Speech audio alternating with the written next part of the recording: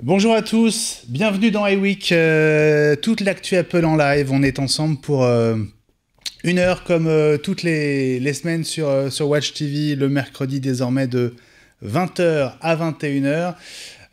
C'est une très, très grosse journée, une journée très spéciale que vous avez sans doute vécue où que vous vous trouviez dans le monde, puisque aujourd'hui cet homme... Donald Trump est devenu le 45e président des États-Unis, président élu à la surprise générale, puisque aucun sondage, aucun média, on va y revenir, Ellie, ne prédisait une victoire effective de Trump. J'ai peut-être un peu les cernes ce soir, je ne sais pas si vous les voyez. je suis debout depuis 1h du matin la nuit dernière, parce que j'étais... avec mon autre casquette, on a fait presque 5 heures de direct, mine de rien, depuis 6 heures du matin. Et malgré ça, on est ensemble ce soir sur iWeek. On ne rate le rendez-vous pour rien au monde. C'est un sujet dont on parlait il y a quelques instants avec les habitués de l'émission. Je vous propose tout de suite de les retrouver, ces habitués. Salut à vous trois, puisque vous êtes trois ce soir. On va commencer par le capitaine. Alors, il n'a pas la barbe de Gilles, mais il en a l'expérience. C'est Elie Abitbol. Salut Elie, comment ça va? Bonsoir Benjamin, bonsoir tout le monde. Ravi d'être de retour parmi vous. Eh ben, idem pour nous, évidemment. Petite question, je sais que Gilles, tu as peut-être un petit souci de retour image. Est-ce que tu as bien l'image, Elie? Oui, l'image est parfaite. Eh bien, génial. Gilles, apparemment, tu es dans le noir, mais tu vas sans doute trouver un moyen alternatif de récupérer l'image. Comment vas-tu, à part ce petit détail-là? Ça va, c'est mon chauffage qui va pas bien. Ce qui explique la casquette et le gros pull.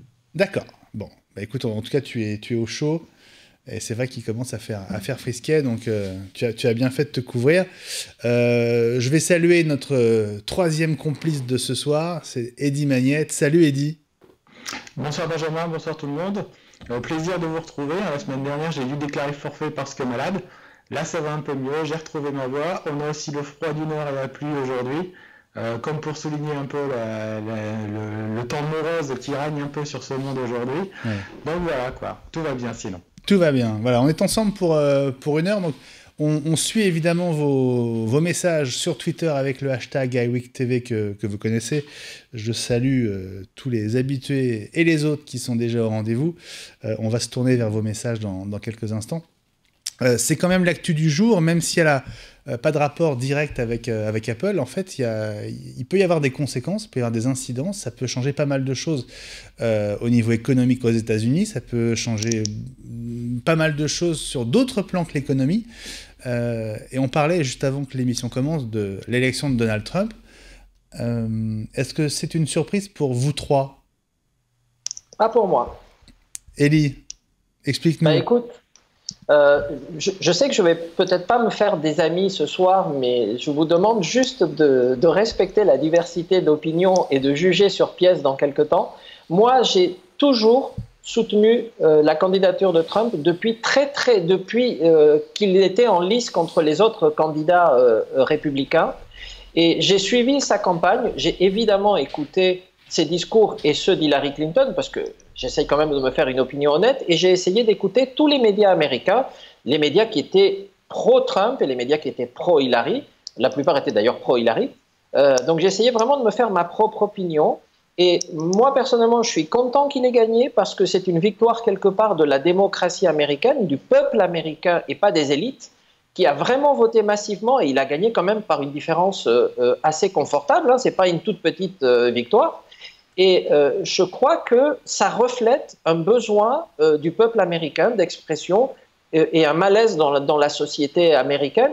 Et je pense qu'on jugera sur pièce, mais je pense que tout le monde sera un peu surpris dans quelques mois de ce qu'il va être capable de faire. Évidemment, il ne va pas faire les trucs absurdes qu'on a pu entendre dans la campagne électorale, mais on jugera sur pièce. Mais moi, en tout cas, je suis très content qu'il ait gagné, et je le dis depuis très longtemps, et ceux qui me connaissent le savent parce que je l'ai écrit depuis très longtemps.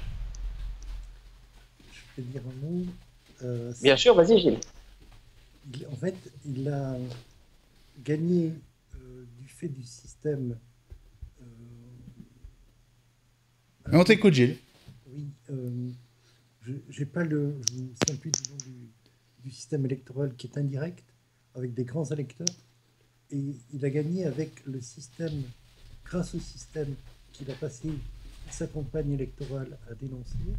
Il a gagné en nombre de grands électeurs, c'est-à-dire qu'il a gagné État par État, mais du point de vue du vote populaire et des suffrages exprimés, Hillary Clinton a recueilli 180 000 voix, 180 000 suffrages de plus que lui. Donc, paradoxalement, le candidat anti-système est élu grâce au système, avec un système one man, one vote. Ça avait été le cas d'Obama aussi. Hein. Obama avait gagné les grands électeurs et perdu le vote populaire. Donc, ça marche dans les deux sens. C'est le système américain qui est comme ça. Donc, il n'empêche, Obama n'était pas le candidat anti-système. Trump a trompetté, si j'ose dire, à longueur de campagne, qu'il était celui qui était contre le système et qu'il allait tout mettre sans dessus-dessous, renverser la table, comme dit quelqu'un d'autre ici, de ce côté-ci de la campagne, de l'Atlantique. Et en fait, il n'est pas... comment dire, il est un homme de l'establishment qui se présente comme le candidat des petits. On a pu le voir, cette caricature là aussi dans Brother. Il n'est pas c'est pas un perdreau de l'année, contrairement à ce que il a passé la campagne à essayer de faire croire. Ceci dit, ça ne veut pas dire qu'il n'y ait pas des choses à changer dans le fonctionnement le fonctionnement de l'économie, mais c'est peut-être pas la bonne personne. Bon, on verra, on pourra en parler. Hein. Bon, l'idée, c'est pas tellement d'engager une discussion politique autour de Trump, mais parce qu'on est quand même sur une émission dédiée à l'univers Apple. Mais qu'est-ce que ça peut avoir comme impact, à votre avis? Alors, pas tellement sur l'économie américaine, c'est trop vaste, mais sur Apple directement.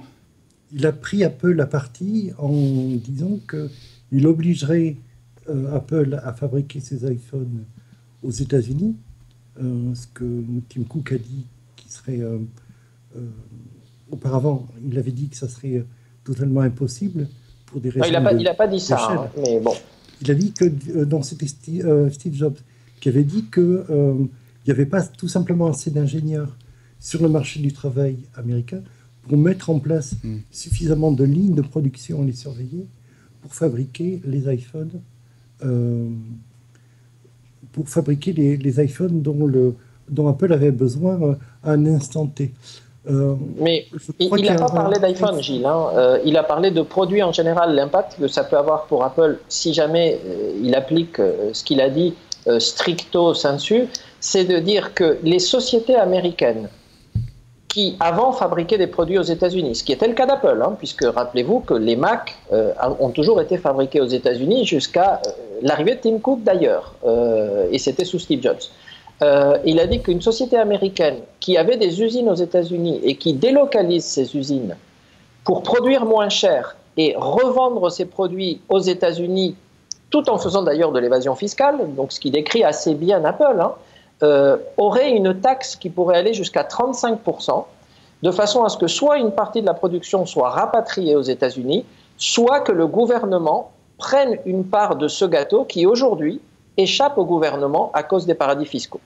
Donc voilà ce qu'il a dit. Et quelque part, si c'est bon pour le peuple américain, après c'est peut-être pas bon pour Apple, mais je vous rappelle qu'Apple se fait énormément d'argent qu'il redistribue à ses actionnaire et qu'il ne redistribue pas forcément au peuple américain, même s'il paye quand même pas mal d'impôts sur place. Hein. C'est pas une lubie de Tim Cook ou un caprice. Si Apple a délocalisé d'abord à Taïwan et ensuite ces assembleurs ont délocalisé leurs usines en Chine continentale, c'est tout simplement parce qu'une autre société américaine, Dell pour ne pas la nommer, taillait des croupières à l'ensemble de l'industrie informatique américaine et mondiale en faisant fabriquer par Taïwan et en Chine à la demande des ordinateurs à des prix défiant toute concurrence et qui distordaient la concurrence, et les autres ont été obligés de s'adapter. Apple au premier chef. Et ça a été l'une des raisons pour lesquelles Steve Jobs est allé chercher Tim Cook, qui travaillait alors chez Compaq. On me fait signe que mon son n'est pas terrible. Ouais, alors, il a dû être rectifié. Normalement, les tweetos qui effectivement signalaient un son un peu faible venant de chez toi doivent à nouveau t'entendre. On n'a pas entendu Eddy trop sur le cas Trump encore. Eddy, qu'est-ce que tu penses de ce séisme? Parce que c'est quand même un séisme politique mondial, cette élection de Trump. La grande leçon qu'il faut retenir, c'est une leçon qui concerne plutôt les journalistes, puisqu'on se rend compte qu'aucun journaliste n'avait réussi à voir que l'élection de Trump était possible. Donc on peut se poser quand même une question, est-ce que les journalistes, à longueur de temps, nous racontent ce qu'ils perçoivent et ce qu'ils ressentent, ou nous racontent ce qu'ils aimeraient voir arriver? Et c'est vrai que les Américains, on peut penser que là encore, ils ont été un peu agacés par ce système qui à la fois mêle journalistes, politiciens, tout comme d'ailleurs finalement on rencontre la même chose en France, avec, on peut l'espérer, pas les mêmes effets puisqu'il y a des élections l'année prochaine, mais c'est vrai qu'il y a une sorte de défiance comme ça contre un système qui mêlerait journalistes, politiciens et certaines grandes entreprises. Pour revenir sur la politique fiscale d'Apple, Apple n'a pas tout à perdre quand même de l'arrivée de Donald Trump, puisque si j'ai bien compris, donc Donald Trump serait prêt à revoir la taxation sur les capitaux qui rentreraient donc à l'intérieur des États-Unis émanant de sociétés américaines, et donc ça concerne Apple qui a des milliards de dollars à l'étranger, et donc la taxation pourrait très largement baisser, comme le réclame d'ailleurs Tim Cook, ce qui serait plutôt favorable à Apple. Et du coup, tout n'est pas noir forcément pour Apple avec cette élection de Donald Trump. Bon, on en reparlera évidemment parce que on est parti pour 4 années, 4 ans au moins, qui vont forcément apporter leur lot de surprises. Trump est imprévisible et impulsif, entre autres traits de caractère. Au moins, ce qui est sûr, c'est qu'on va pas s'ennuyer, même si tout ne sera pas forcément bon dans ce qui va arriver. En tout cas, ça va être très intéressant de regarder. Est-ce que vous savez si du côté de Tim Cook, il y a eu une réaction aujourd'hui à l'élection ou pas du tout? Pas encore. Je pense pas, non. J'ai pas vu passer, non. Non. Bon, il faut savoir que on va dire, je parle pas forcément du monde de la tech, mais en tout cas le monde de la culture notamment s'était prononcé très massivement contre Donald Trump, pas seulement pour Hillary Clinton, mais contre Donald Trump. Je ne sais pas si vous aviez vu notamment la vidéo de Robert De Niro qui traînait Trump de chiens, de porcs, de tous les noms. C'était un peu exagéré, il n'était pas à sa place. Bien sûr, je suis tout à fait d'accord, mais enfin, les lendemains vont être difficiles. En tout cas, le réveil a dû être difficile pour beaucoup de ce monde des intellectuels, d'Hollywood, etc. Et du côté de la tech, je pense qu'il y a aussi une sensibilité plutôt démocrate, même si les patrons des GAFA sont des hommes d'affaires et donc sont souvent sensibles, j'imagine, aussi au discours des républicains. Bon, on ne va pas faire l'émission sur Trump non plus. Il y en a pas mal d'entre vous qui attendent le reste, donc évidemment, on va passer au reste. Mais quand même, Apple est basé à Cupertino. Le président des États-Unis a été élu aujourd'hui. C'est une grosse surprise et donc ça valait quand même le coup qu'on en dise un mot. Et puis pour dire un dernier mot sur Trump et Apple, il ne faut pas oublier qu'Apple, depuis quelques années, engagé dans une ouverture et participe tous les ans à la Gay Pride, à un patron qui est ouvertement homosexuel, qui promeut la diversité, alors qu'on a quand même un président qui vient d'être élu et qui, au contraire, lui, prône l'exact contraire de ce qu'Apple essaye de mettre en avant. Donc, de ce point de vue, on peut déjà penser que dans les hautes sphères de la firme à la pomme, eh ben, il y a quand même, on va dire, un décalage entre ce que Trump est en train de mettre en avant et ce que chez Apple, on essaye de mettre en place. Oui, sans compter que toute la difficulté des patrons de chaque société de la vallée de San José, c'est d'attirer le meilleur des talents du monde entier. Je pense que c'est pas forcément le meilleur signal qui est émis de la part en provenance de Washington, là. Bon. On va voir. Non, on t'entend pas, Benjamin. Tout ça va évidemment, c'est mieux quand j'ouvre mon micro, tout ça va évidemment se déployer progressivement à partir du 20 janvier, date d'investiture de Donald Trump, et on suivra ça quand même avec un œil intéressé dans eWeek. On n'est pas seulement l'œil rivé sur les produits, les rumeurs, on s'intéresse aussi à l'image plus globale. J'espère que vous y êtes sensibles. On a un programme assez chargé. Si vous êtes sur Twitter, vous avez sans doute vu passer un petit tweet que j'ai lâché hier. Ah, il paraît que j'ai fait des jaloux, c'est ce que j'entendais pendant qu'on préparait, on calait l'émission. C'est toi, Élie, qui disait que je faisais des jaloux. On est vert, parce que imagine qu'on n'a pas touché le nouveau MacBook Pro, j'en ai pas vu un seul, j'ai tellement envie de le toucher et de le voir, donc je suis vert. Et ben mais en même temps, je suis très content pour toi.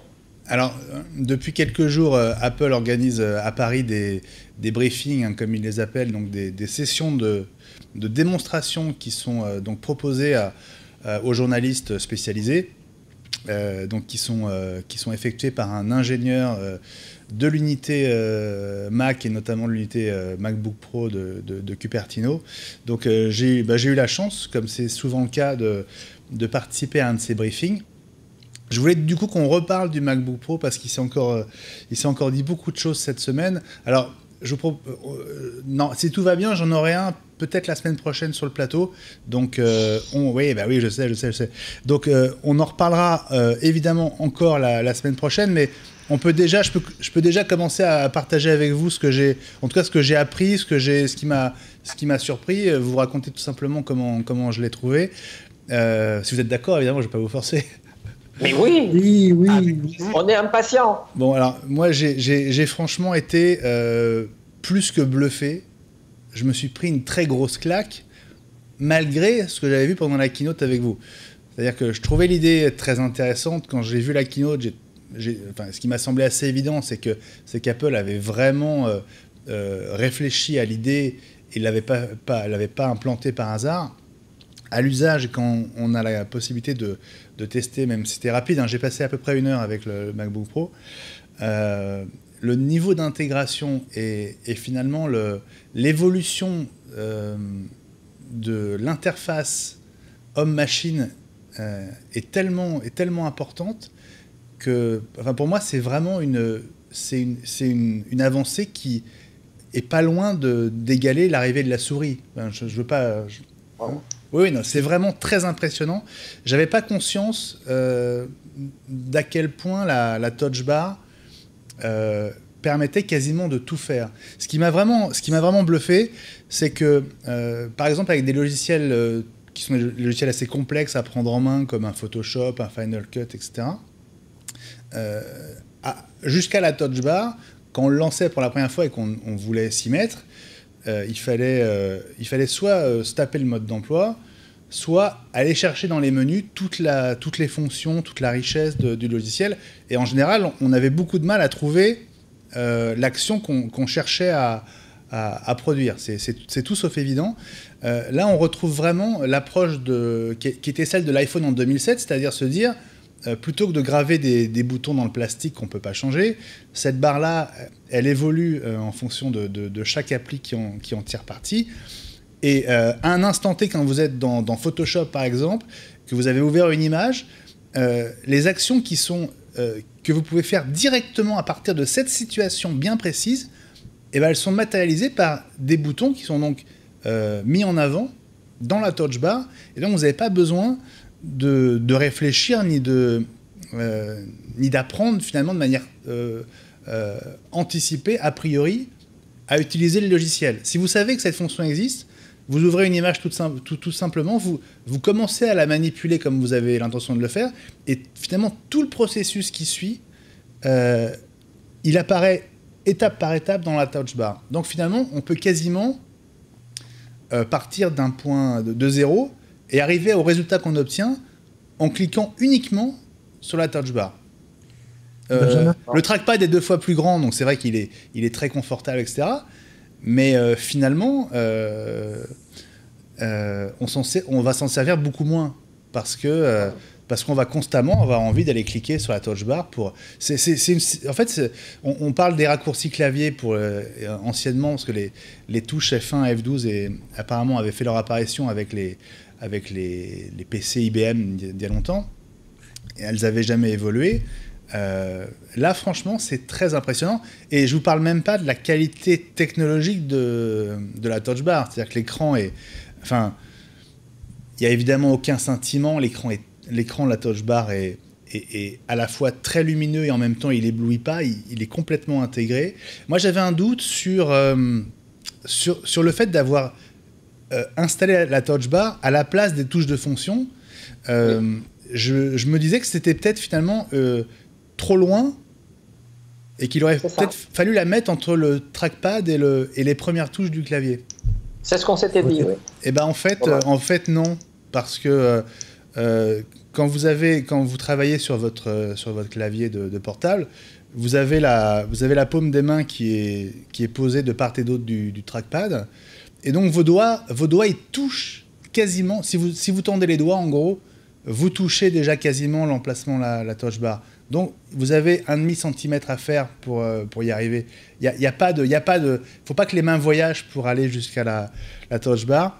Et puis, le fait qu'elle soit là, elle est juste en dessous de l'écran. Donc, vous avez vu quand on veut la personnaliser. Alors, ce sera pas faisable avec toutes les applis, mais avec un certain nombre d'entre elles. Se glisser-déposer des boutons pour les faire entrer dans la touch bar, c'est juste magique. Il y a une sorte de continuité entre l'écran Retina et la touch bar juste en dessous qui a l'effet visuellement est impressionnant. Et puis voilà, vous n'avez pas le risque d'appuyer dessus par inadvertance, parce qu'il faut quand même faire la démarche d'avancer un tout petit peu les doigts, mais la distance est tellement faible que finalement on a envie de tout faire avec la touch bar. Donc de ce point de vue-là, j'ai vraiment trouvé que c'était une grande réussite. Je vous en reparlerai évidemment la semaine prochaine quand on l'aura sur le plateau. Et puis l'autre aspect qui m'a vraiment impressionné, c'est quand même le tour de force des ingénieurs en termes de réduction du poids, puisqu'ils ont quand même gagné 280 grammes, hein, je crois, sur le modèle 15 pouces. Oui. D'ailleurs, c'est l'une des raisons de la disparition du rétroéclairage de la pomme à l'arrière. Dommage. Ils ont jugé qu'Apple avait atteint un niveau de notoriété suffisant pour ne plus avoir à éclairer toutes les salles de cours ou de conférences quand les étudiants ouvraient leur portable. Mais ils ont réussi aussi à gagner de l'épaisseur dans le capot. Alors c'est sans doute pas énorme, mais ça fait partie de toutes ces petites choses qui additionnées font qu'il est plus fin, et puis il a quasiment perdu 300 grammes, donc c'est assez impressionnant. L'une des raisons qui ont permis de diminuer ce poids, c'est en fait la diminution du poids de la batterie. En fait, la batterie est plutôt plus petite et donc pèse moins lourd que sur la génération précédente. Mais l'optimisation de la consommation électrique de l'écran, Sierra par-dessus et un certain nombre de technologies intégrées font qu'avec une batterie un peu moins puissante, ils ont réussi à conserver les 10 heures d'autonomie, ou à gagner peut-être 1 heure même d'ailleurs, je crois, hein, c'est ça, sur la génération précédente. Voilà. Et puis le dernier point, ça concerne les ports, la disparition du MagSafe. On en a déjà parlé depuis 15 jours. La disparition du MagSafe et puis cette généralisation de l'USB-C, alors qui fait aussi couler pas mal d'encre, on a l'impression de revivre ce qu'on a vécu il y a quelques mois avec le Lightning. Et c'est vrai qu'à écouter Apple, l'USB-C, c'est vraiment c'est même pas un choix, c'est une sorte d'évidence qui n'a que des avantages. C'est vrai que le MagSafe était bien pratique parce qu'il a sans doute évité à certains d'entre nous de détruire la carte mère en se prenant les pieds dans le câble d'alimentation. Leur réflexion, c'est que l'autonomie fait que maintenant, sur une journée, on a peu souvent besoin de le brancher pour l'utiliser. On va plutôt le recharger le soir après sa journée de travail, donc a priori un endroit où il va pas être menacé par ce genre d'accident. Deuxièmement, quand le portable est posé, c'est rare que ce soit le seul câble qui soit branché sur le MacBook Pro. Il y a souvent un casque ou une entrée micro ou des disques durs. Enfin, voilà. Donc le MagSafe en soi, c'était une très belle idée, mais si vous prenez les pieds dans les câbles, de toute façon, vous allez créer des dommages à d'autres endroits.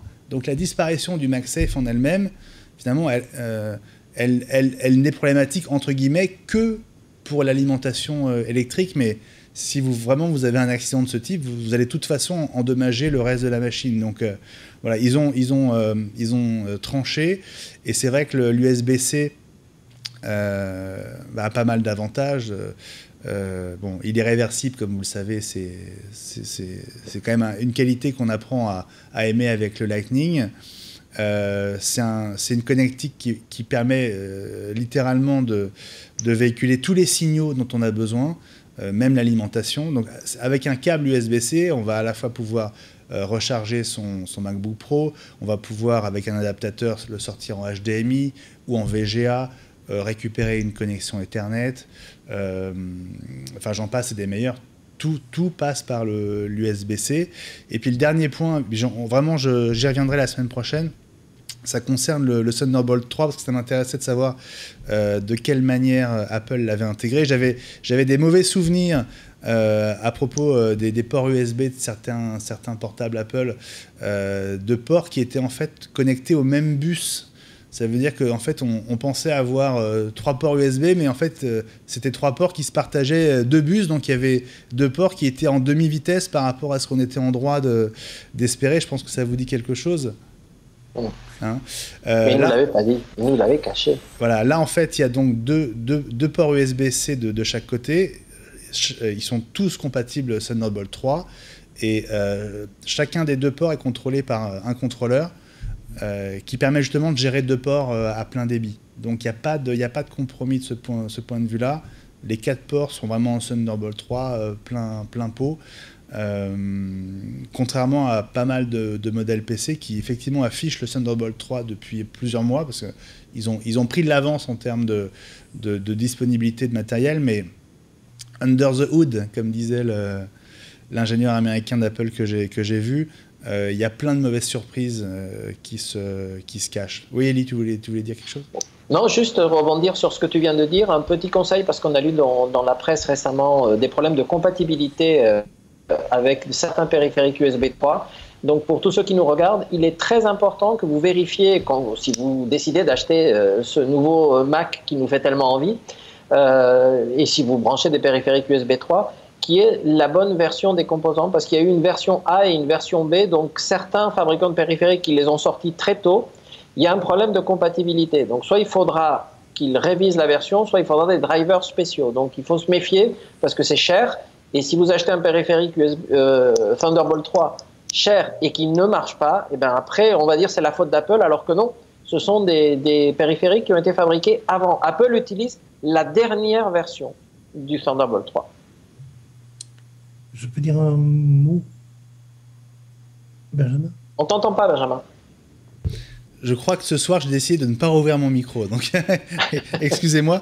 Bien sûr, vas-y Gilles, et puis après, on prendra vos questions sur Twitter avec le hashtag iWeekTV. Vas-y Gilles.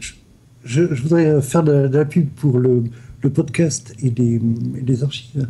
Ce que tu as dit à propos de la Touch Bar, c'est à peu près ce qu'on avait dit la semaine dernière et celle d'avant, au cours des 2 émissions, en anticipant un peu ce que tu as touché de tes doigts, quoi, et qui c'est un peu l'avantage aussi, la particularité des machines d'Apple, des produits d'Apple, c'est que il y a souvent des réticences pour tout un tas de gens qui n'ont pas l'habitude ou qui ont peut-être un peu de mauvais esprit, et quand on manipule les produits, quand on apprend à les manipuler, etc., on comprend ce qui est derrière la démarche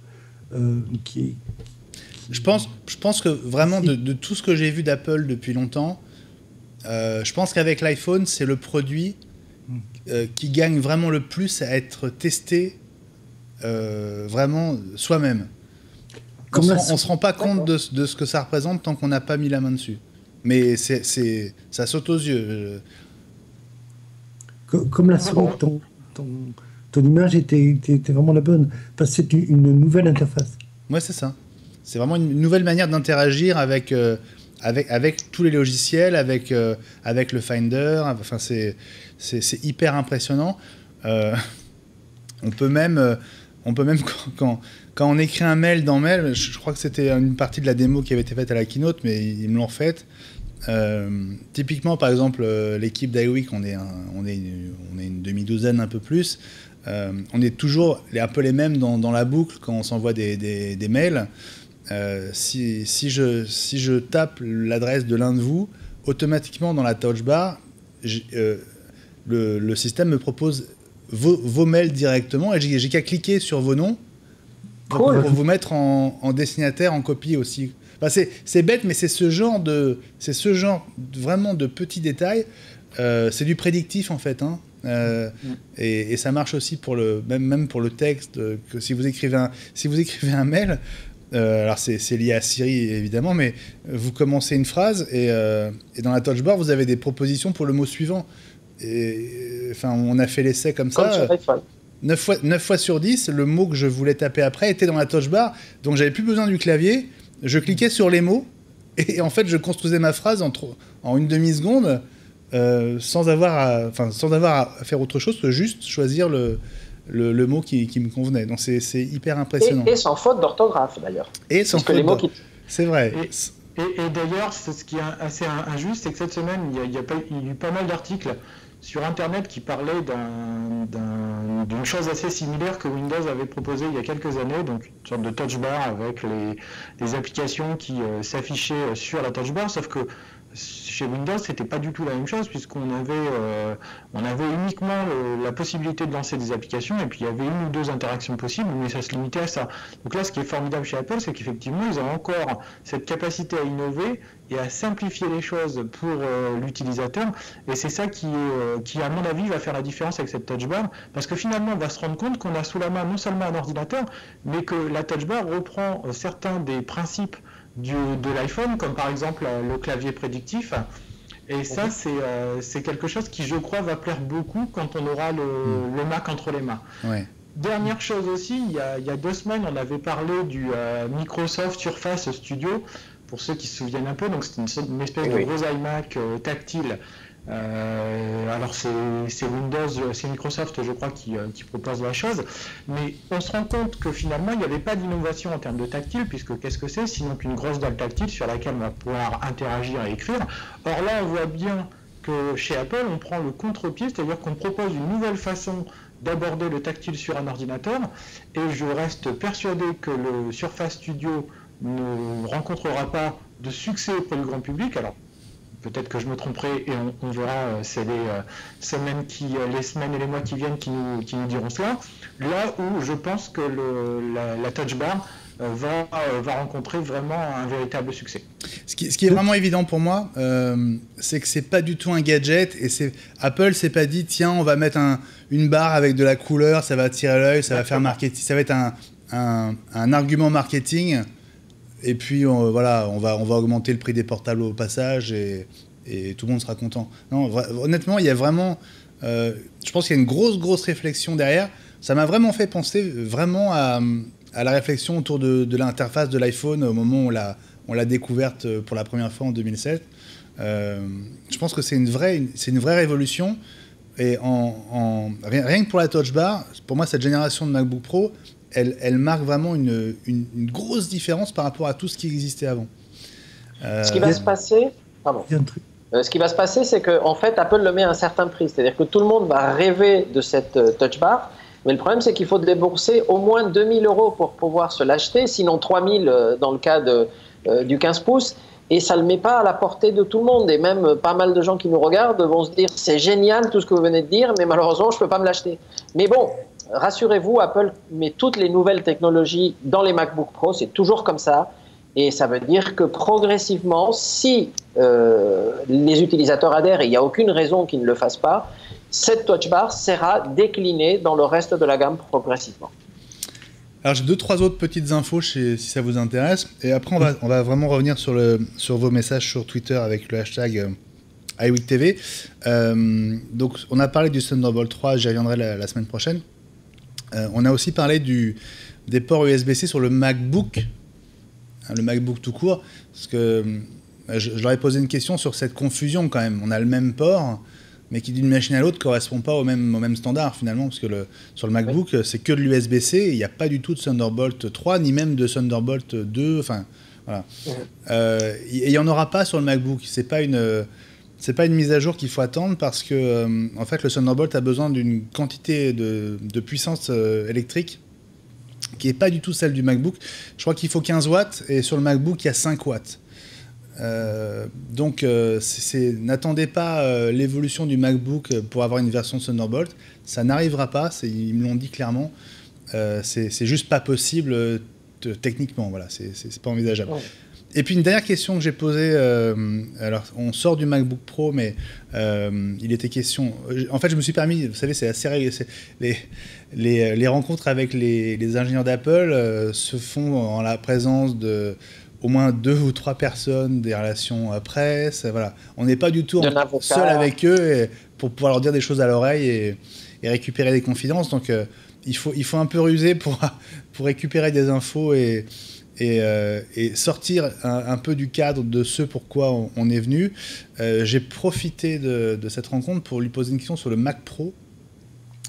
J'ai fait une petite pirouette en disant quand même le Mac Pro, voilà, tout le monde attendait une mise à jour, c'est quand même incroyable qu'une machine n'ait pas évolué depuis aussi longtemps. Alors il y a une raison très objective dont je n'avais pas conscience, c'est que depuis la sortie du Mac Pro, en fait les processeurs Xeon d'Intel n'ont pas évolué. C'est les mêmes. Il n'y a pas de nouvelle génération. Donc, une machine évolue d'abord sur son processeur. Le processeur, c'est le même qu'il y a 3 ans. Ça peut paraître étonnant, mais c'est comme ça. Ils n'ont qu'à mettre des i7. Les i7 ont évolué. Hein. Alors, c'est vrai. Tiens, d'ailleurs, tu me fais penser à un détail à propos du MacBook Pro. Oui, Gilles. Et puis, il y avait aussi le problème des cartes vidéo qui ont plombé le Mac Pro pendant longtemps. Je ne sais même pas si le problème est réglé. Alors, ce que me disait l'ingénieur de chez Apple, c'est que lui, la question que lui posait systématiquement à ceux qui se plaignaient de l'absence de mise à jour du Mac Pro, c'était: est-ce que vous êtes satisfait? Est-ce que la puissance vidéo du Mac Pro vous convient? Et bon, après, c'est ce que lui disait, hein, faut quand même prendre ça au conditionnel, mais la réponse pour les Mac Pro qui marchaient, en tout cas, était selon lui, systématiquement, bah oui, c'est fantastique, c'est une tuerie. Voilà. Donc il me disait, pourquoi modifier une carte vidéo qui donne entière satisfaction? Alors, je lui ai suggéré qu'à défaut de changer de composant, on pouvait peut-être baisser un peu le prix au bout d'un certain temps. Donc il a souri, voilà. Je pense pas qu'il y ait d'évolution si proche que ça pour le Mac Pro. La seule raison d'un changement, ce serait le passage au Thunderbolt 3 et à l'USB-C. Voilà. Mais en termes de composants, et tu as raison sur le nombre de cœurs, Eli, j'ai pas le sentiment que ce soit dans les tuyaux. Il y a un dernier point sur le MacBook Pro on en a parlé la semaine dernière, et donc c'est un point important. On a un peu regretté qu'Apple ne fasse pas le choix de la toute dernière génération de processeurs, les Kaby Lake d'Intel. Et on ne voyait pas trop ce qui les empêchait de le faire. En fait, le MacBook Pro, le 15 pouces est en quad-core, alors que le 13 pouces est en dual-core. Apple avait besoin et voulait absolument que le 15 pouces soit en quad-core. Le problème de Kaby Lake, c'est qu'ils ont commencé à arriver, mais la version quad-core n'est pas encore dispo. Et si on pousse... Alors ça, c'était la réponse d'Apple, mais si on pousse le raisonnement d'un point de vue plus stratégique, on les imagine mal mettre un Kaby Lake sur le 13 pouces et laisser le 15 pouces sur la génération d'avant, alors que c'est censé être le haut de gamme, la machine de référence absolue. Donc à mon avis, il y aura sans doute assez rapidement, dès qu'il sera dispo, une petite mise à jour du MacBook Pro pour passer en Kaby Lake sur le processeur.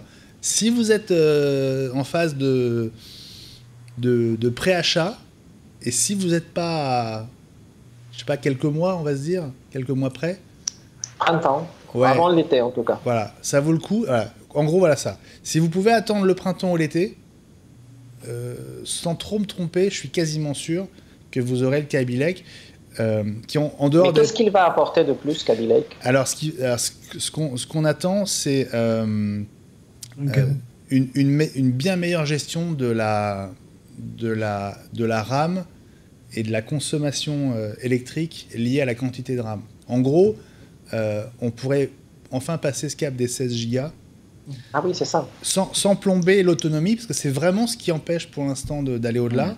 Apple, c'est pour ça qu'ils l'ont bridé alors. Voilà, Apple refuse de sacrifier l'autonomie en contrepartie d'une augmentation de la RAM. Donc ils ont, en accord avec Intel, je pense, c'est comme ça que je l'ai compris, ils ont verrouillé à 16 Go, ce qui est selon eux le meilleur compromis entre l'autonomie et la quantité de mémoire dans la machine. Voilà.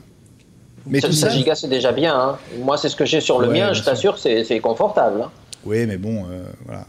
On a toujours envie de pouvoir faire mieux et plus, donc ça va arriver.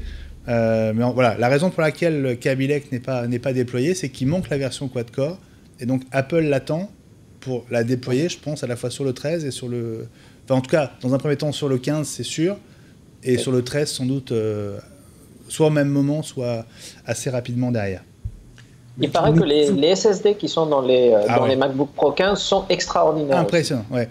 Ils m'ont donné le chiffre de 3,1 gigabits par seconde, ce qui doit correspondre à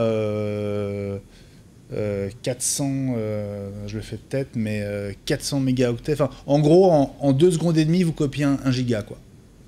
En lecture comme en écriture. Donc, ouais... de manière vraiment très, très claire, c'est la nouvelle référence de l'industrie pour les SSD. Donc, bon, ils les font payer cher. Hein. Ah oui, ça. On a l'habitude. Vas-y, Gilles, comme ça, pendant que tu rebondis, je commence à remonter les questions sur Twitter. Parce ils les vendent cher, mais je crois que... comment il s'appelle ? Samsung leur vend cette RAM, ou plutôt c'est la RAM, c'est la mémoire flash de dernière génération, on le vend au prix fort, et étant donné leur niveau de coopération et d'entente, ils n'ont aucune raison de leur faire des cadeaux. Je voulais rebondir sur ce que vous disiez tous, c'est qu'on est toujours sur des problématiques d'usage chez Apple, et donc tout est fait et pensé pour le confort de l'utilisateur, un peu en faisant le bonheur du client malgré lui, mais c'est toujours des problématiques d'usage et de confort qui sont mises en avant. Pour ce que vous disiez sur le fait de différer un peu l'achat si on n'est pas extrêmement pressé, c'est ce que les vieux utilisateurs d'Apple avaient l'habitude de formaliser sous l'expression de n'acheter que la révision B d'un nouveau modèle.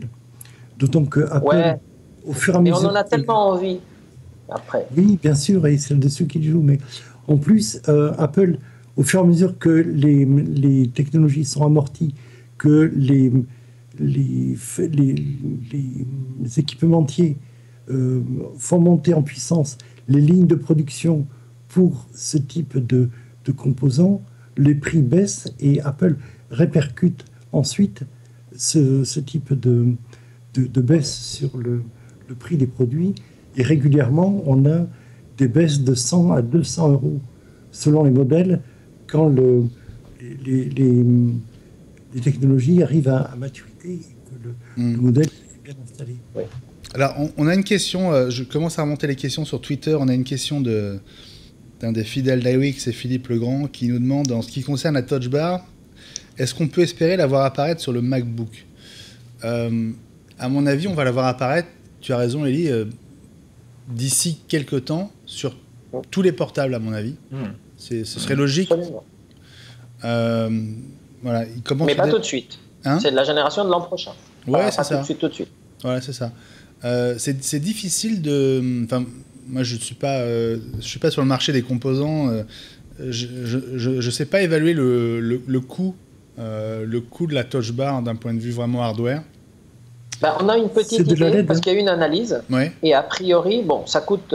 Apple nous répercute à peu près 300 €, mais en fait, il y a à peu près 80% d'une Apple Watch dans cette Touch Bar. Et d'ailleurs, il y a des gens qui l'ont analysé de près, les gens de iFixit qui ont démonté, je sais pas où ils ont trouvé une machine à démonter et qui ont analysé de près les composants, disent qu'en fait, c'est quasiment une Apple Watch et qu'il y a même l'OS de l'Apple Watch qui est utilisé dans la Touch Bar. Donc en fait, le MacBook Pro est une machine hybride, c'est ça qui est rigolo, macOS, WatchOS. Mais c'est un WatchOS un peu spécial.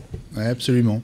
Mais si Apple croit en ce type d'interface, il y a toutes les raisons du monde de croire qu'ils ont misé gros là-dessus, ne serait-ce que pour l'identification par Touch ID. Et c'est le compagnon d'Apple Pay qui est quelque chose d'extrêmement important pour eux. Bien sûr. Ça va être généralisé également sur une nouvelle génération de claviers fixes pour les machines de bureau. Ouais. Il n'y a pas de raison que ça soit pas généralisé. C'est un point intéressant, Gilles, parce que la première fois qu'on a commencé à parler de cette barre, on l'a tout de suite lié à Apple Pay en se disant Apple a trouvé un moyen de nous faire en gros consommer en posant juste son pouce et voilà, elle sert à ça. Mais honnêtement, sur 1 heure de démonstration, le dernier truc qu'ils m'ont montré est vraiment en 8 secondes, c'était Apple Pay. Ça a occupé 0,5% du temps de la démo. Mais c'est la façon de faire les autres. D'une façon beaucoup plus facile aisée, rapide que le process habituel, bouton de démarrage, identification par le code, etc. Qu'est-ce que tu disais? D'ailleurs, ils ont enlevé le son. Oui, dans les différences, au passage, ils ont enlevé le son de démarrage, ce qui a choqué beaucoup de puristes d'Apple, puisque ce son était apparu en 84 avec le premier Mac, et ça y est, il est mort, il n'y en a plus. Mais sinon... on en a aussi parlé. Je lui ai posé la question. Et alors? L'ingénieur que j'ai vu s'appelle Pete, et il m'a dit qu'il était dans la division Mac depuis 22 ans. Et il a notamment travaillé sur le MacBook Pro. Donc, honnêtement, il connaissait très très bien son sujet. C'était clairement pas juste un super VRP qui était là pour pousser des cartons. Vraiment, il connaissait la machine par cœur. Et quand on est parti, ça m'est revenu justement cette disparition du son. Je lui ai dit pourquoi vous l'avez enlevé. Et il m'a dit en fait, on a analysé l'usage du portable aujourd'hui. Et pareil, l'autonomie est telle qu'en fait, on passe son temps à baisser le capot parce qu'on fait une pause, et puis on le réouvre, on veut qu'il redémarre, on veut qu'il s'allume tout de suite pour être prêt à travailler. Mais y a des gens qui passent des semaines sans jamais redémarrer leur Mac. C'est vrai. Et donc ils se sont dit, bon, à l'époque des premiers Mac, d'abord ils n'étaient pas portables, donc on les allumait pour les utiliser, et puis on les éteignait dès qu'on avait fini. On n'avait pas du tout la même... on vivait pas au même rythme avec eux. Et donc aujourd'hui, le son de démarrage, ils se sont dit, bon, voilà, c'est partie des choses sur lesquelles on peut peut-être revenir, ça n'a plus beaucoup de sens. Mais je pense qu'on ne va plus jamais zapper la Pram, quoi. Parce que rappelle-toi qu'en dépannage, ce son nous a tellement aidé par le passé que je ne sais pas comment on va faire à l'avenir. Hein.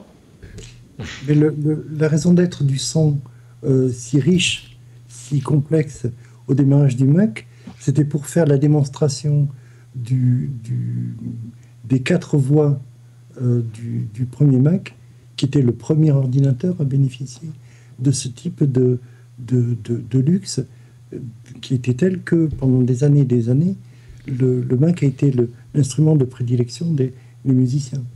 Absolument. Thierry Sainton fait une remarque qui est très juste, c'est que le Touch ID le lecteur d'empreinte à droite de la barre sur le nouveau MacBook Pro permet aussi de déverrouiller son Mac. C'est comme sur l'iPhone, mais c'est super pratique. Et j'allais d'ailleurs te poser une question, Benjamin, là-dessus. Est-ce que vous avez pu le tester? Est-ce que c'est aussi rapide que sur les dernières générations de Touch ID sur iPhone ou un peu lent comme ça pouvait l'être sur les générations précédentes? Non, c'est super rapide. Et comme on peut entrer jusqu'à 6 empreintes... Oui, changer d'utilisateur. Oui, ou alors on peut entrer les 5 doigts et on peut mettre indifféremment le pouce, l'index, voilà. Une des choses qu'ils ont montré que j'ai trouvé génial, c'est le fait de pouvoir changer d'utilisateur simplement en mettant son empreinte. C'est-à-dire que là, on travaille, Exactement. Il y a un autre collaborateur ou quelqu'un, il met juste son empreinte et il change de session. Donc les 2 sessions restent actives, bien sûr. Alors on remonte vos questions et vos messages sur Twitter parce qu'il y en a beaucoup. Peut-être que vous pouvez m'aider d'ailleurs si vous en voyez qui vous semble intéressante. Stoff nous demande, nous dit on ne l'éteint plus, mais pourquoi l'enlever, le son? Oui, c'est vrai qu'ils auraient aussi bien pu le laisser, on est d'accord, mais voilà, ça fait partie des... Voilà. Les temps changent, on change d'époque, et je pense que c'est aussi pour marquer le fait qu'avec cette nouvelle génération, on change réellement de... Enfin, c'est plus qu'un upgrade, quoi. Oui, mais c'est aussi... Oui, c'est vrai. Mais il y a aussi le fait que... c'est le Mac est dans beaucoup de salles de réunion, d'amphi, etc. Et donc, ce que me disait Jasmine tout à l'heure au téléphone, elle me disait on n'a peut-être pas envie que tout le monde sache qu'on redémarre sa machine quand on est... Peut-être. Surtout à 3h du matin. Peut-être. Je rebondis sur une question de Stoff Mac qui nous demande, mais on l'a en partie dit tout à l'heure, hein, est-ce qu'on pourrait alors enfin avoir des MacBook Pro avec 32 Go de RAM avec le Kaby Lake? Oui, ce serait l'idée. Enfin, ce serait l'un des bénéfices. Titus Andronicus comprend pas trop notre débat sur le microprocesseur le plus puissant. Il nous dit, vous savez que c'est jamais comme ça chez Apple.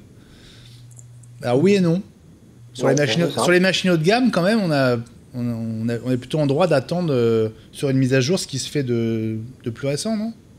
Oui, et en plus, le i7 est plutôt un processeur haut de gamme. Hein. Bah oui. Le i5, c'est bien. Le i3, bon, Apple l'utilise pas trop. C'est ce qu'utilise la concurrence quand ils ont des ordinateurs pas chers du tout. Mais le i7 a toujours été un super processeur. Hein. Ouais. En plus, le quad-core, ça veut dire qu'il y a... En fait, c'est un quadruple processeur, mais ça veut dire qu'il y a 8 cœurs dedans. Donc une machine avec 8 cœurs, quand vous faites du Photoshop ou du Final Cut, je peux vous dire que c'est bien. Ça déménage. On l'apprécie tout de suite. Hein. Ouais. Thierry Sainton nous revient sur le Mac Pro. Alors sans Thunderbolt 3, j'imagine les temps de transfert. Non, la mise à jour du Mac Pro, ce serait avec connectique USB-C, mais Thunderbolt 3 évidemment à l'intérieur. Sur le Mac Pro, c'est évident. Si le Thunderbolt 3 est intégré au MacBook Pro, à la prochaine mise à jour, il sera intégré sur le Mac Pro. Enfin, je pense que ça fait vraiment aucun doute. Les temps de transfert, je crois qu'on est sur du 40 gigas. On est en bits ou en octets, je me souviens plus sur le Thunderbolt 3. 40. Il nous faut Guillaume. Je pense que c'est 40 gigabits, je pense. Ce qui représente quand même 5 gigaoctets de débit par seconde. C'est ça. C'est exactement. Ce qui permet de piloter 2 écrans 5K. C'est un des avantages du Thunderbolt 3, C'est d'ailleurs pour ça qu'il a été poussé. C'est que le Thunderbolt 2 ne suffisait pas pour gérer 2 écrans 5K. Ce qui est possible en revanche avec le Thunderbolt 3. Ça me fait plaisir parce que vous êtes plusieurs à me dire, à propos de la Touch Bar, que cette Touch Bar, il faut la tester. C'est une expérience personnelle à vivre avec soi-même, dit Stuff Mac, et il a bien raison, Thierry est d'accord, il faut différencier l'interface physique de l'interface logique. Titus, Apple, c'est l'expérience utilisateur tout d'abord, et pas la course à la puissance ou à l'innovation. Peut-être pas la course, mais quand même, l'innovation est hyper importante. Oui, on l'attendait, on en avait tellement parlé, des produits qui évoluaient pas, donc là ça évolue et il était temps que ça évolue et je pense qu'on va être ravis une fois qu'on l'aura essayé. Stéphane Hightech nous demande les softs natifs d'Apple doivent bien fonctionner, mais avez-vous la possibilité d'utiliser des apps non Apple? Alors je crois qu'il y a de mémoire, il y a 31 ou 33 applis intégrées livrées avec le Mac Apple qui sont optimisé pour la Touch Bar. Nous, on a vu marcher... dans les tests, on a uniquement testé en éditeur autre, on a juste testé Photoshop. On a testé Photoshop, on a testé Final Cut. D'ailleurs, vous allez à nouveau pas être content, mais enfin être jaloux, mais après-demain, je vais à Londres pour tester spécifiquement Final Cut sur un MacBook Pro. Donc ça, je vous en parlerai soit la semaine prochaine dans iWeek, soit dans Broadcast Time avec Fabrice. D'accord. Voilà. Donc tu passes ta vie avec des nouveaux MacBook Pro. En ce moment, oui, c'est comme ça. J'ai pas à m'en plaindre, c'est plutôt sympa. On va vraiment te jalouser. Hein. Écoute, les occasions sont suffisamment rares pour... j'en profite quand elles se présentent parce que c'est pas... C'est pas si souvent. C'était intéressant tes réactions sur le nouveau MacBook Pro et ça va être intéressant aussi de lire ce que la presse va pouvoir raconter sur ces nouvelles machines parce qu'effectivement pour le moment on est encore on va dire dans la phase d'attente. On a vu Apple nous présenter le truc, on devine le potentiel, mais comme tu le disais tout à l'heure pour rebondir sur un tweet, je crois que ça va être une expérience à vivre personnellement et ça va être intéressant à partir du moment où on va le prendre en main. Exactement. D'ailleurs, on va faire une battle avec Benjamin parce qu'il y a des petites indiscrétions d'Apple qui disent que nos machines de démo que nous avons commandées, bien sûr, le jour de l'annonce, arriveraient peut-être la semaine prochaine pour qu'on puisse commencer à les montrer à nos clients. Et si c'est le cas, quitte à faire l'émission depuis le magasin comme on a fait d'autres fois, je prendrai un 15 pouces avec Touch Bar et on comparera nos expériences. Alors à propos de la dispo, info hyper importante, Apple s'attend à ce que les 13 pouces arrivent cette semaine. D'accord. Donc c'est pas ce qu'ils nous disent. On est mercredi. Bon. Et les 15 pouces la semaine prochaine. Ben, ça serait génial. Voilà. Et j'aurais dit, mais c'est genre US et non, worldwide. Bon. Donc voilà, si tout va bien, avant la fin de la semaine prochaine, les deux formats seront dispo. Donc ils sont plutôt dans les délais annoncés. En tout cas, les retailers qui généralement ont des infos privilégiées d'Apple, genre Fnac, Boulanger, etc., pour ne pas les citer, eux ils annoncent le 23 novembre. Donc c'est à peu près cohérent avec ce que tu viens de dire. Sachant que ils sont en train de siphonner une bonne partie du marché avec des machines qui ont été annoncées il y a à peine 15 jours. Il semblerait que les chiffres des commandes sont très spectaculaires. Micro. Benjamin, micro. Voilà, une dernière fois, une dernière boulette avant de se quitter. Voilà les amis, c'est passé très très vite. On va évidemment y revenir la semaine prochaine. On avait un conducteur avec plein de sujets. Vous m'en voulez pas d'avoir fait un peu une spéciale du coup autour du MacBook Pro? Pas du tout. Au contraire. Merci d'avoir été là. Je vous dis à la semaine prochaine en direct sur iWeek à 20h mercredi.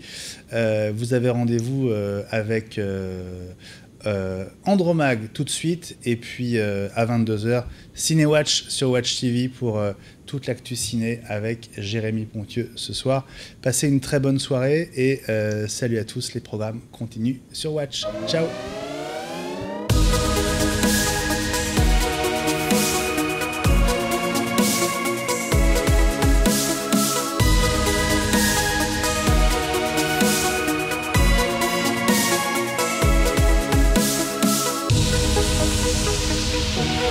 Super